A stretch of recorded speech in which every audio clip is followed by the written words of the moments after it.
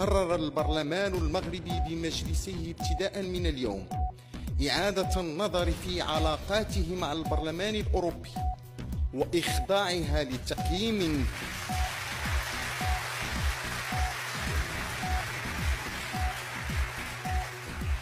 إعادة النظر في علاقاته مع البرلمان الأوروبي وإخضاعها لتقييم شامل لاتخاذ القرارات المناسبة والحازمة.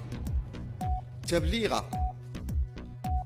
رئاسة البرلمان الأوروبي بمحضر هذه الجلسة مدعما بمداخلات جميع الفرق والمجموعات والنواب والنائبات والبرلمانيين غير المنتسبين.